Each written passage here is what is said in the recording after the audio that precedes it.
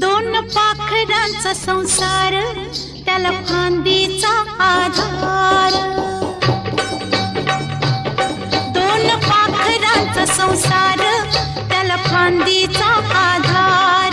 तस घरकुल मांडूया, स्वर्ग घरात आणूया.